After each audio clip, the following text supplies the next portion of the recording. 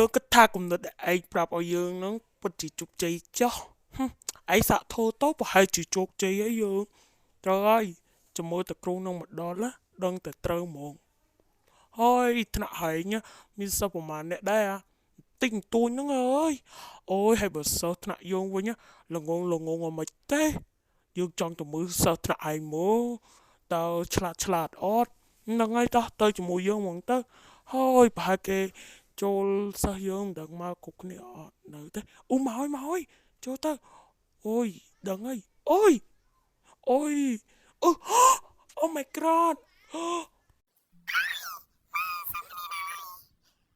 អូយណែបងអូនឯងមិនអញ្ចឹងហ่า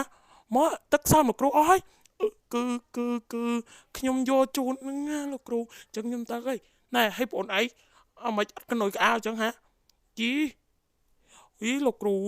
ខ្ញុំកណុយតាមើលកណុយស្អីលោកគ្រូវាយងាប់លើហ្នឹងលោកគ្រូឯងវាយខ្ញុំមិនលោកគ្រូអញកទឿដូចដុកឌឺ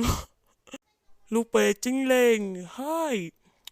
យើងពិតជាខឹងខ្លាំងណាហើយគំនិតឯងគ្មានមកការអីសោះវិញលោកគ្រូស្ដីឲ្យយើងឈរជើងមួយទៀតចាប់ហ្មងខ្មាស់គេហ្មងណា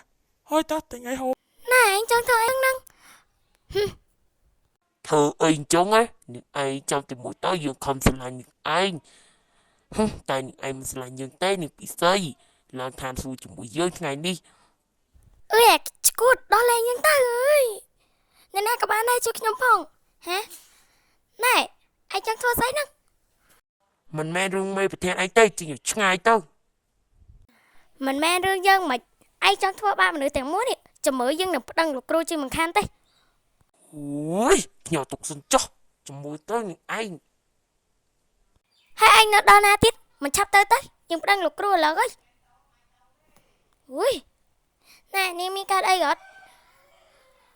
ណែពិសីមានកាតអីហ្នឹងខ្ញុំអត់អីអូយរត់តែសួររត់ឯងសួរអីបន្តិចមិនបានបញ្ញាប់ទៅហើយរត់តែទិញអីញ៉ាំសិនឃ្លានឯនេះអូយរត់ដើរទៅឲ្យលឿនសិនហើយមកវិញនេះដូចជាអត់មានតបណាគេលក់អីសោះហើយឃ្លាននេះហើយចុះត្រាវិញសិនអូយហើយចង់ច្រឡំទៀតនេះអូយ sorry អូយបុកតុកអ្នកខ្លះអើយបាយណាគេហ្នឹងគឺបាយខ្ញុំណែនាងយកបាយស្អីមកទុកឲ្យខ្ញុំហ្នឹងនេះទុកនាងមែនអត់ទេតែបាយណាខ្ញុំតែងជូនមេប្រធានជូនខ្ញុំហ្នឹងហើយដោយសារតែមេប្រធានបានជួយខ្ញុំចឹងខ្ញុំអរគុណមេប្រធានច្រើនណាស់ញ៉ាំទៅ